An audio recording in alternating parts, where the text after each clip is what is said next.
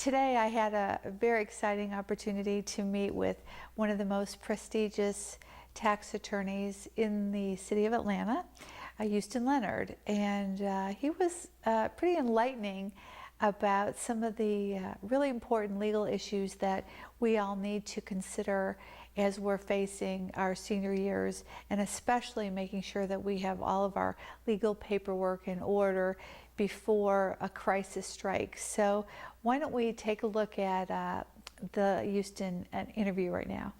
Houston, thank you so much for being here today. I really appreciate it. So many people are now dealing with their elderly parents, senior citizens, their loved ones, and a lot of people are starting to get pretty concerned that they just don't have maybe all the legal documents that they need to have together to maybe help make decisions with their family. So could we talk a little about maybe the kinds of things that they need to pull together to have ready when they start making these decisions? Normally people, when they think of documents or things you have to pull together, think about the wills, the trusts, or other types of documents that would provide for distribution of property or what someone wants done with their property. And the other things that are becoming more and more important with the healthcare issues and the way that healthcare is being provided in the United States today is what we call advanced directives, and that is a living will, durable power of attorney for healthcare, so that these documents like wills, trusts, advanced directives are easily accessible and yet still protected, so that the children or whoever is going to be responsible for making the decisions for someone when they become unable to make that decision through death or through disability has the ability to get those documents readily and get them to the proper people. Now, what exactly is an advance directive? Well, it's just like as it says, advance directive. These are my directions that I've made in advance. Most of the time we're talking about a living will or a durable power of attorney for health care. Living wills, it's quite funny that the name is diametrically opposed to what it is, because a living will springs forth and takes effect when a person is dead. They are dead mentally, they have no brain life, but their body may still be functioning, and they may be on a heart-lung machine or some other type of life support. And the living will basically says, I prefer the dignity of death over a long, tragic, and costly end of life. End of life is a reality that we're all going to have to face one day, and some of us believe that I'd rather have that happen and let me go rather than try to prolong that, and a living will allows the doctors to be able to unplug someone, let them go on, and it saves a tremendous amount of time, worry, and money on the family. Okay, and then if I wanted to get a advance directive or a living will or a will, where would I go? These days there's tremendous amount of resource. All hospitals, because of the Social Security and the Medicare and Medicaid payments, are required to have advance directives if you check into the hospital and you're over 65 years old. Really? Okay. So typically you'll find someone at the hospital in the human, the human side of the hospital that will be able to provide you with blank stock forms for a living will or a durable power of attorney for health care. You can get them now online from other legal documents online. And of course, most attorneys who practice in taxes and estates will be able to provide those at a nominal fee, because they are statutory documents. They're prescribed by law. That's not like something like a will where you make choices and make decisions about what you're going to do. Basically, your decision with a living will and a durable power of attorney for health care is, do you want to allow your body to be taken off the machine in the living will, and who is going to make this decision if I'm unable to make a decision. Okay, and then, for instance, if you had a relative living in New York and you were moving them to, let's say, Ohio, does that paperwork transfer from state to state, or? Every state has passed some type of advance directives in their legislation. Every state has small differences, but every state, if you brought one in that was from another state, would recognize and allow that to be used, because it's not something that's going to distribute property. It's not going to affect title. What it does is giving the doctor some degree of relief in making a decision that the doctors don't want to take the responsibility for making. Okay. So Now- they want to have that Okay. decision made for them. So they do go a long way to take anything that has been executed in a formal manner. Okay, so that is it the same with a will also? No, the wills, we have a uniform probate code basically for almost all the states. States like Louisiana, Florida, that came up under the Napoleonic Code rather than common law, they're a little bit different in how they treat spouses and how they treat property. But a will that's made in one state typically should be good in every state.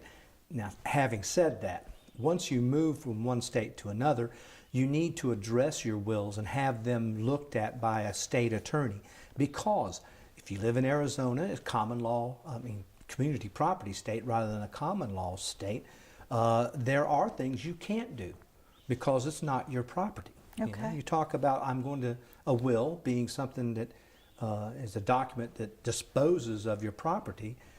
One of the first things people have to decide, or your executor would have to decide, is what is your property. Mm-hmm. And in some states where, like I said, California, Arizona, Florida to a certain extent is quasi-community property state. Finding out what your property is a big question. And then the titling of the property. A will's a great document to have, but there's other ways of transferring property and making sure that you get done what you want done at your death rather than using a will. Titling property, titling your home, joint tenancy with right of survivorship, titling your accounts at the bank. There's now what they call a transfer upon death clause. You are married to your spouse, typically you'd have a joint bank account, and the spouse would take that account upon your death. If you don't have a spouse, it's not the same law, so you have to have some mechanism to transfer that, and that would be what we call a transfer upon death. And a lot of times, people will use that rather than a power of attorney. Yes, that's one thing that I really wanted to know is, what exactly is a power of attorney or a durable power of attorney? When people talk about durable power of attorneys to me, they're talking about a financial document. These days, because they call it a durable power of attorney for health care, you don't know if they're talking about the health care advance directive or if they're talking about some type of financial document. What durable power of attorney means, and if I could take you back just a little bit, a power of attorney just says, this is the person who represents me, treat them the same as you would treat me. This person can only do what I can do. Now think about that. If my agent is in another state and has my power of attorney and is going to make a document, sign a document, do something that I could do, the first thing that the other person on the attorney for the other side would want to do is pick up the phone and call me and say, are you alive? Mm-hmm. Because if you're not alive, he can't do because I can't do. Mm-hmm. Well, a durable power of attorney says, even if I'm incapacitated, even if I'm dead, this person can still represent me. Okay. It's very difficult to have a durable power of attorney for financial reasons, for doing financial deals, because a person has to have some type of interest. It has to be coupled with an interest. And just because you're my daughter, just because you're my sister, doesn't mean that there is any financial interest there that you are entitled to. Mm-hmm. So typically, if I have someone who is representing with a power of attorney a financial transaction, even if it says it's durable, I won't even take their signature, because I need to know that they have the ability to bind their principal. Mm-hmm. Okay. Now, durable power of attorney for health care is totally different. in that the legislature has put into effect a way of making decisions for someone who is incapacitated. The fact that the law was passed for people who are incapacitated starts off with the idea that they are not able to make that decision. So that's why they call it a durable power of attorney for health care. How do we deal with people when a competency issue comes into effect? Like, for instance, maybe you've got a mother or father in a nursing home and they haven't signed any legal documents, and maybe they need to do that. I mean, can we get that done in a nursing home? Can they do what do we have to do to get that process started? The one thing that I speak about in my book is the idea of having what I call a pre-aging agreement. And it's almost like a prenuptial agreement before you get married.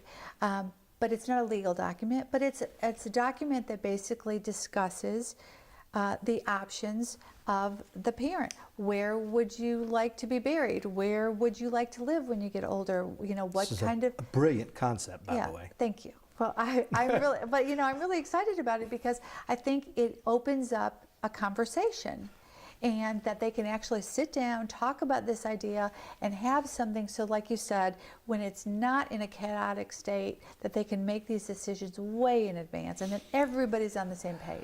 You know, decisions about that are meaningful, death, life and death decisions, they're hard enough to make when everything is good. When you're just sailing along and everything's going well, they're hard enough to make then. It's almost impossible to make decisions when something has happened and you're having to deal with not only the trauma, you're having to deal with the emotional loss, and then you're having to deal with trying to find the information you need to deal with the estate, the burial, the whatever. And it is little things. Numbers. Where is the bank accounts? Where is the will? Where is whatever I need to give the information to people? Right, even just simple things as birth dates or social security numbers or veterans information. The other thing that I find quite interesting is that, you know, when I grew up, families seemed to be very close and they were all living in the same neighborhood and environment. And now we've got situations where we've got the mother and father living in one end of the state, and then maybe we've got children living in 3 different cities across the country. So how do we get the families all together so that they can communicate on what needs to be done for their elderly parents? Not only is it territorially hard to do, but these days we have blended families. We have multiple marriages, multiple children from multiple marriages. And so you do have conflicting interests. You have people who are living all over the place. So it's difficult to get them together. And again, I place that upon the parents. They're the ones who should initiate this. Everyone gets together, no matter what your race, religion. Everyone has some time during the year where the family gets together, whether it's for Thanksgiving, Christmas, Hanukkah, whatever. So they ought to take an opportunity at that time, say, come a day early, you know, come a week early or whatever. And of course, it's not easy to get the kids to visit. Right. Well. So I've got a plan for your... Oh, you do? Yes, you have a plan? This is how you get your children to come to talk about this. Tell me, how is it? Okay. You call up your children and you tell one of them, you say, listen, y'all don't have to worry about us anymore. We've decided to give all of our money to that television evangelist. Oh. So all the property is going down the... And they're all on the next plane? And then the daughter will call the son and she'll say, you get on a plane and let's go to Atlanta. We've got to see Mom and Dad. Okay, quick. Yeah, real quick. Okay, well, then I guess the next point then is that really it's the parent's responsibility to delegate one of the siblings as the executor or the main person in charge of their future. Everyone has their own idiosyncrasies when it comes to that. A will, it can be one of the most divisive documents in a family. and try to explain to parents when they say, well, John is the oldest, we're going to make him the executor. Well, that means that John is going to be the most hated child that you've ever had, because the executor's job is to tell the rest of them what to do, and they're not going to like that. So the parents then say, well, let's make John and Susie both co-executors. Well, that's almost impossible to get anything done, because they sit there and can't get anything done. So it may be that you need to have someone become a professional executor, not hire someone, but have someone that is a professional do it. Children are the best. Of course, the spouses are always, wills always point to each other. Spouse, my wife will be mine, my husband will be mine. But that's not the greatest job in the world for a spouse either. You've just lost your husband, and all of a sudden you're being asked to go down and probate the will and make all these decisions, and the children are all over you about what's this and what's that. That's not a great job.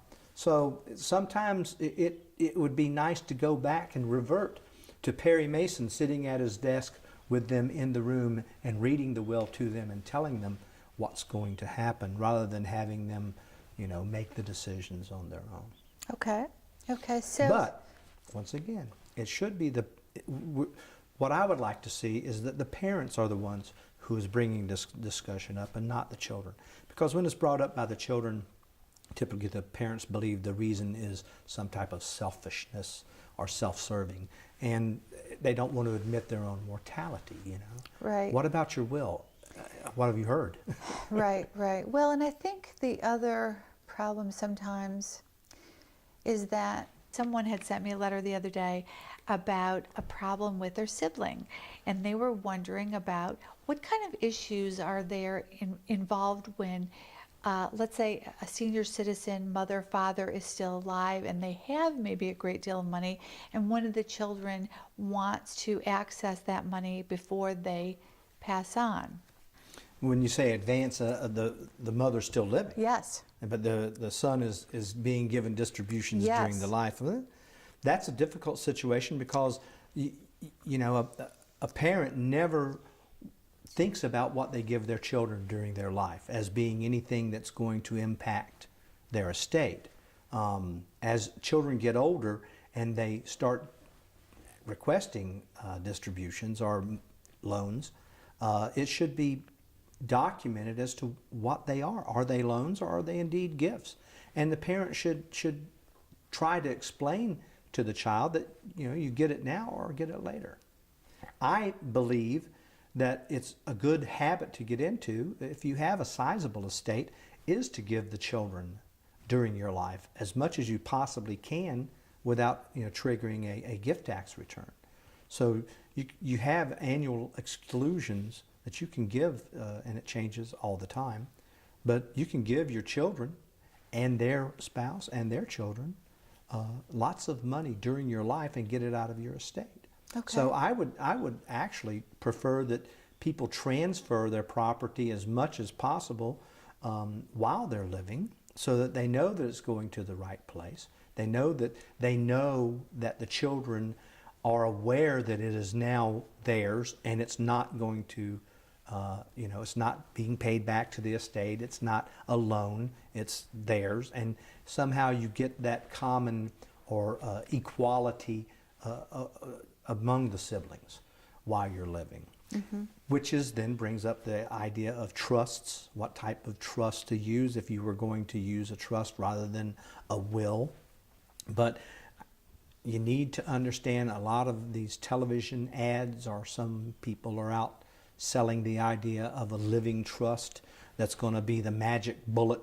It's going to save you from going to probate. It's going to keep all your creditors at bay, and everyone's going to be happy. And that's because they're selling a document to you. Mm-hmm. Living trusts are not necessarily the best thing for a person. With blended families where you have children from different spouses, it's a good thing to have some type of trust provisions, maybe a trust during your life, that will set this aside so that there is no question about who is going to get what. Your spouse does not have to give If you just say, "Well, give everything my spouse and she's going to take care of my children," that may not be the case. You know, she may meet somebody else that she likes a whole lot better than you after you're dead. And that she may like his children better than yours. So Right. trusts do have a place. But that being said, a trust, whether it be a living trust or, you know, a irrevocable trust, any of these types of trusts are not a substitute for a will. Right. Now, and documents like joint tenancy with right of survivorship on your deeds, bank accounts that are in joint name, all these things are still not going to take care of every situation. And you better have a good will, because there's going to be something that's going to happen, show up after you die, that's going to have a probate. We had... And explain to me, what do you mean by probate? Probate, the probate means proof.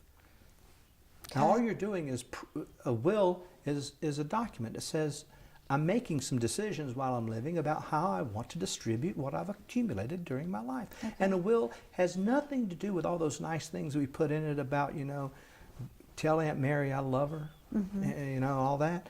A will is dispository. It gives stuff away. That's its only purpose. Okay. So to probate a will means to take it down and file it with the court and to prove that this is the last will, that it is valid, and that it means to give the property away as it says.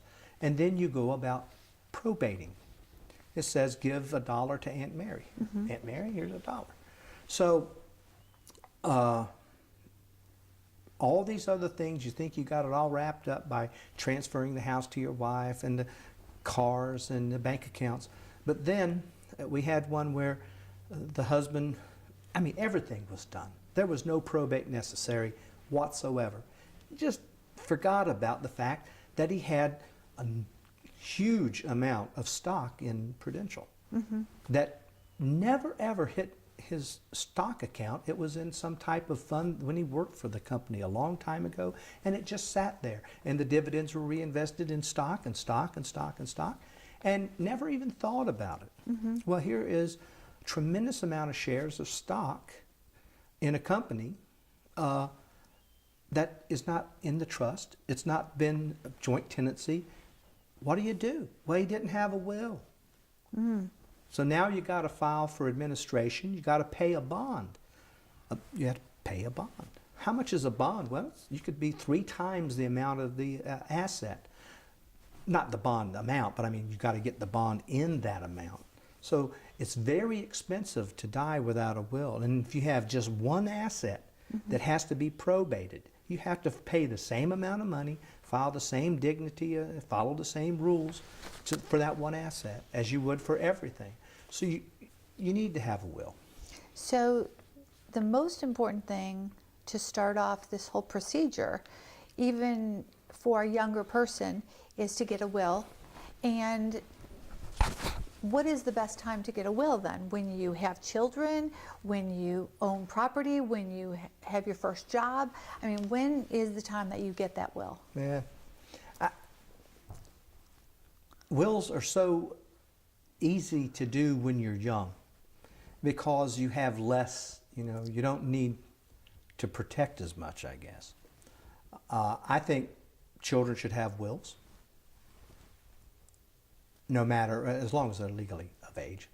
But typically people think more about it, and when it becomes really necessary is when you have a spouse, when you have children, when you have things that need to be taken care of, when you have life insurance that you've purchased and you want to make sure that it pays the bills.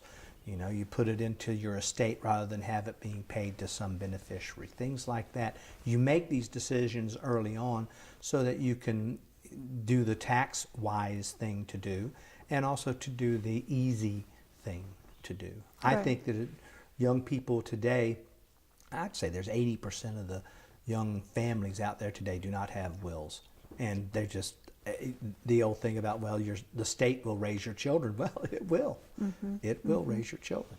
So at least by the time you're 40, Oh, you should have a will and some of this other legal documents. and also know that your parents have all these legal documents. Very important. When like I said, the hospitals require that you have advance directives if you're of retirement age. I think that's even a little late. Right. That's when you have to have them. Right. The time to have them and have them done is when you have your capacity, Right. when you have your faculties, when things are going well. That's the time you take care of things, not when things are on the downside. Right, and that's another issue about competency. I know that there's some people that have asked me questions about, trying to get people to sign paperwork when they're in a nursing home, or that maybe they're not competent to make those decisions. So how does the court system deal with those kind of issues? The law presumes that everyone is competent. Okay. Until they've ruled incompetent. A person who's in a nursing home doesn't mean that they're mentally incompetent. They may have physical problems. They may be living in some type of assisted facility just because it's a better way of living your life with people, activities, and it's a good way of doing it. If you are not ruled by some judge as persona non competentis, then you are competent. But there are plenty of people who will not make decisions, and they're reticent, they're not incompetent. So if a person is in a nursing home or in a real medical care facility, then you're not going to be able to get them to sign any type of document without having to have one of the doctors, their attending physician, sign that they are competent. And then it has to be notarized as well, right? Okay. Right. And the other thing is that there seems to be an inherent terrible problem going on right now with scams with elderly people. There's all kinds of issues with door-to-door salesmen trying to sell them $3,000 estate plans, or there's TV promotions or radio or direct mail. And how do we prevent senior citizens from getting trapped in those problems? I don't think that I'm being overly cautious when I tell people that there are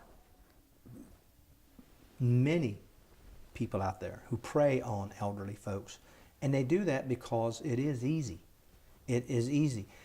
Older people tend to trust more, but maybe because they have to, or maybe because they feel a kindred spirit with someone young. They think of them as a child, and someone coming to them saying, I could help you, or I need help. That's the typical thing, is I need help more than I can help you. And they want to give back to the community. They want to give to people that are in need. And the scams are out there. It is tremendously horrible. And the scams are in the places where you would never expect them, in the nursing homes, in the assisted care facilities. Have people who want to work there strictly to get the confidence of the people that are resident there. The children need to think about if their parents are in some type of care facility, they need to get their power of attorney. They probably need to get some type of trust that they can put the assets into so that they cannot be given away. The person then doesn't have the ability to give away their assets. The trustee does.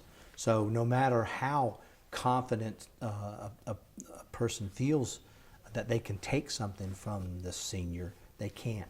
So, Houston, do you think one of the most important things then is to actually have a will prepared? Well, it saves some time and money when you have someone that can tell you what you need, how to do it. Gathering the information is the key. Gathering the information is the first thing you need to do. If you think about life as, in the 20s, you're learning how to make a living, and from 40 to 50, you're earning that living, and from 50, you're really secure. And then the time you hit 60 to 70, you start thinking about how you're going to pass that living on to your children and your heirs. So, yes, somewhere along 40 to 50, you need to start thinking about how you're going to take care of your children, and you should bring up discussion with your parents about how they're going to transition their property, and not that you want it, but that it should go where they want it to go. Ultimately, and I don't want to sound, once again, like I'm a lot of people say they hate the government. They don't want the government to have a penny of their money or anything like that. But truly, if you don't make the decision, there is a decision going to be made for you. And typically, the decision made for you is not as good for your children or your relatives as you could make for them. Mm-hmm. And with the tax laws ever changing, right now we're enjoying a great estate tax amount. You can pass $5 million on without paying any estate tax. But that is guaranteed with the type of debt that this country has, the type of the way that we're spending money and the way that the revenues are not coming in to pay those expenses. There's got to be some way to do that. And the estate tax and the taking of people's assets at their death is going to become more and more onerous. Right. Now, we used to have $650,000 amount as a free amount you could give your children without paying estate tax. We had it last year up to zero. You could pass everything on tax-free.